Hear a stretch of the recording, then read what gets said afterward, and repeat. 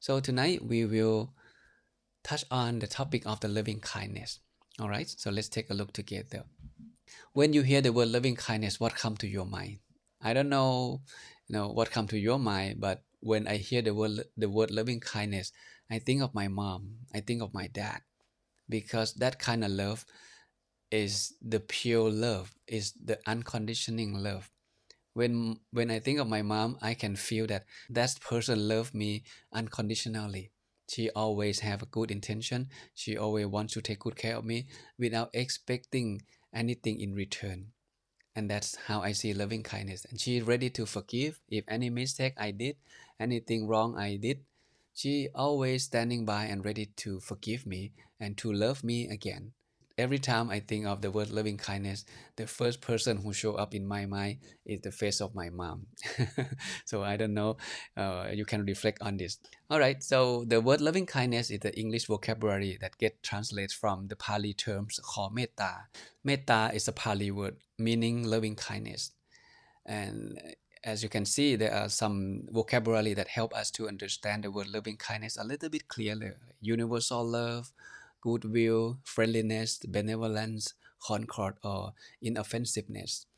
My favorite definition of loving kindness is unconditioning love. Okay, keep this sentence in mind. Unconditioning love is not just the love, because many kind of love we love with condition. When we love someone, we expect that person to love us back. If she doesn't love us back, then we are unhappy, and that is not loving kindness. Loving kindness has no condition. It's a pure love. It's a pure good intention toward oneself and toward others. This is the classic explanation of the word loving kindness mentioned in the Buddhist text. It says the strong wish for the welfare and happiness of others. This is how the monks practiced. When the monks share loving kindness, okay, we wish everyone's all being to be happy purely. Okay, it takes time to practice. Okay, including the people we know and the people we don't know. For people we know, we understand, we can share loving kindness to people we know, people we like. But when it's come to people we don't know and people we don't like, and that's quite challenge to give loving kindness, to offer the same level of loving kindness for someone we don't know and for someone we don't like, someone we have a problem with. So Buddhist practice of loving kindness, we go beyond that level. We go beyond that understanding. It's not just, oh, I love myself and I love my mom, my dad, and people in my family, but the rest of the world I don't care. Okay, so we with the practice of loving kindness, it helps us go beyond that feeling to understand ourselves and to understand people around us. Okay, and this is the benefit of loving kindness. When we practice loving kindness, you will go to bed much better. At the end of the day, before you go to bed, like I mentioned earlier, there are a lot of thoughts coming through our mind, a lot of conflict, a lot of misunderstanding happening during the day. This is a time for us to learn how to forgive, learn how to forget, and learn how to love ourselves. And at the same time, understand others. Perhaps you can share your loving kindness to others. So if you can do that, you will sleep much better. Okay, you sleep in comfort, you sleep at ease, and when you wake up, you will wake up fresh. You will wake up with a good mood. Okay, even though you may have a short sleep, like 4 hour, 5 hour, but if your mind is pure, has no anger, no hatred, no violence toward anyone in the world, you not only sleep in peace, but you will wake up fresh and happy. All right. And the third one is you tend to have less dream and the bad dream, because your mind is free from anger, free from hatred when you go to bed. You maybe imagine that when before you go to bed, if you watch movie, let's say action movie, there was a gun, there was a fighting scene, there was a shooting, you see the blood, you see people screaming, and then you sleep with that picture. That was the last picture before you close your eye and go to bed. Sometimes that picture come into your subconscious mind, and it give you, it force you to dreams. You dream with something unwholesome, dream with violence, dream with the fighting in your dreams. And similarly to this, instead of watching the movie, you can sit back and give yourself 5-10 minutes to prepare your mind before you go to bed.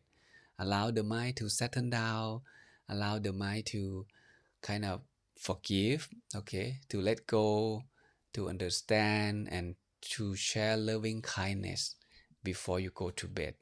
And then you will see the big difference.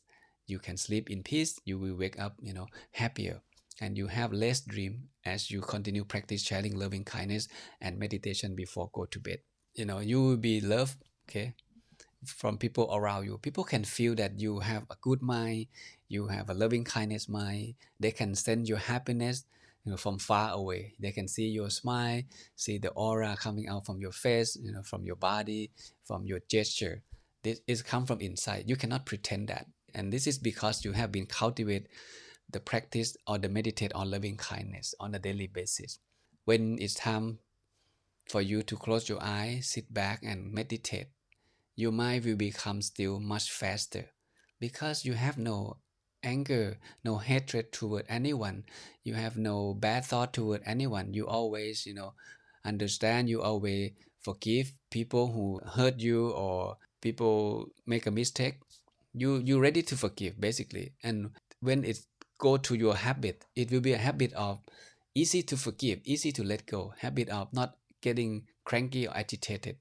And once it become habit, it's easy for the mind to be back and still be back to the body and still at the body when we meditate. So most people who have a good meditation, usually those people practice a lot of loving kindness and they don't have anything in their mind. They don't hold any hatred, anger toward anyone. Take that and maybe you can put into practice.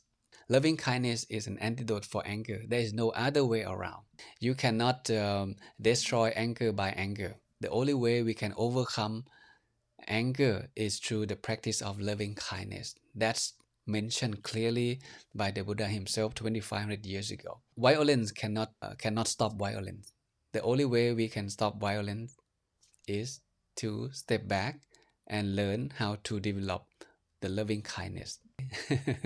So it's quite simple, but believe me, it's not easy. It takes time to practice. And here, how we share loving kindness when you meditate. Okay, there are 5 steps. So at the end of your meditation session, okay, sometimes I share loving kindness before I meditate because every time I share loving kindness, I feel good. I forgive myself, I forgive others.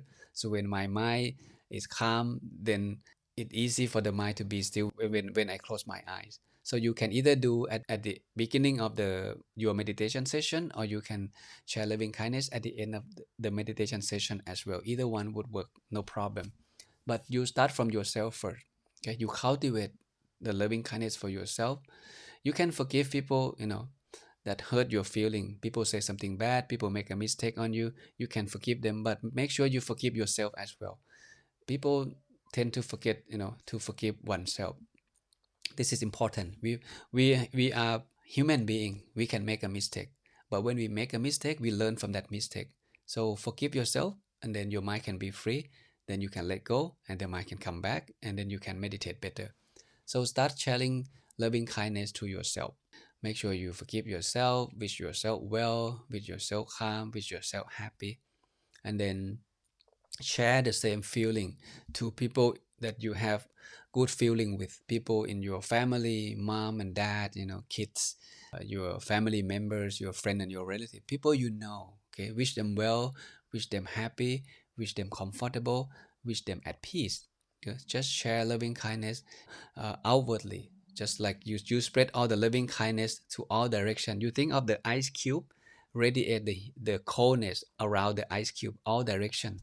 Similar to that, you radiate your feeling of love, of kindness to every people in your circle, people that you know. And the third level, okay, beyond that level, now people we're not very acquainted with, people we meet down the street, the lady that serve you at the restaurant, the waitress that serve you the coffee at the coffee shop, or the laundry people, or people who clean the car for you, people at the office, people you're not very familiar with, but you see them every day. You see them walk down the street, you say hello, but you not really know them. So share loving kindness to those people, okay, to see if you can offer the same level of loving kindness to people that you're not very acquainted with, but you kind of know them, see them regularly. And the fourth level this is probably the most difficult level, to offer the same loving kindness, the same love to someone that you have difficulty with, to people that you have unresolved conflict with, people at work, people at the family, people at the communities. We always run into conflict, run into problem from time to time. But the question is, can you forgive? Can you forget? Can you share loving kindness to those people? If you can do that, I like to call you an advanced meditator. Because advanced meditator, their mind can come back to the body quickly, their mind can let go quickly, their mind can go deeper quickly, right the moment when they close their eye. And the reason they can do that, because there's nothing holding them up. There's no attachment, there's no worry, there's nothing. If the mind cling on nothing, the mind just come back to the center, just go deeper into, when you meditate, the mind just ready to go deeper because it has nothing to cling on. The reason we cannot go deeper because we cling on what? Cling on conflict, cling on people we don't like, cling on something we don't want, cling on thing that doesn't go the way we want. And then the mind cannot come back to the center, cannot come back to the body, and cannot be still. You may spend like 15 minutes just try to let go one bad word that that person say to you today. It takes 15 minutes. Some people take 30 minutes. Some people take 1 week just to let go one bad word that someone say to you, someone shouted to you. See, it takes time. But if you meditate on loving kindness on a daily basis, 5 minutes every day, at the end of your meditation, you will be noticed something had changed. When someone says something back to you, you kind of, it's okay. I can let go. See, you will get to that level one day if you continue practice a loving kindness. So number 4 is probably the most difficult. And one time I was giving the lecture on the loving kindness to a group of people. It's about 1 hour, and we sit about 30 minutes. And at the end of the lecture, one of the lady came to me, and she said, "Luang Pi Narongchai, thank you for your lecture. I truly appreciate it. But one thing I cannot do. I understand the benefit of sharing loving kindness. It's good. It looks good, and I couldn't agree more. This is the best tool to help us live life much happier if we can forgive and forget others. But I have been holding my negative thought toward a man who hurt my feeling for years, and I cannot let go. Even though now I have come to you and learned from you, I still don't see how can I let go. I cannot share loving kindness to that man, and I don't think I can do that for the rest of my life." I said, wow, okay, this is difficult. Okay, share loving kindness to someone we love, no problem, because we love them. And now when it's come to share loving kindness to someone we don't like, and that's very difficult. But down the road, if you keep on practicing that, you not only you get the benefit of doing that, and that person also get benefit as well. Your mind can let go, your mind can be free from hatred. Remember, this is called mental impurity. Hatred, we don't like someone, we hate someone. It doesn't do any good for your own mind. It doesn't do any good for the quality of your mind. This is something the Buddha suggests us to develop, to cultivate that. Okay? It's not easy, but it can be practiced. And the last step is to share loving kindness to every being, all the human beings from different countries, everyone in the world, in this existence, including all the animal as well. So we share loving kindness. We offer the same level of loving kindness to all beings in the world. So these are the 5 steps for you to practice. So take this information with you and see if you can practice all of these 5 levels when you meditate on loving kindness. So there is no antidote for anger beside loving kindness. So if you feel angry, you feel dislike something, remind yourself, well, okay, you know what? I'm going to practice loving kindness. I'm going to learn how to forgive, forget, and let go. Okay?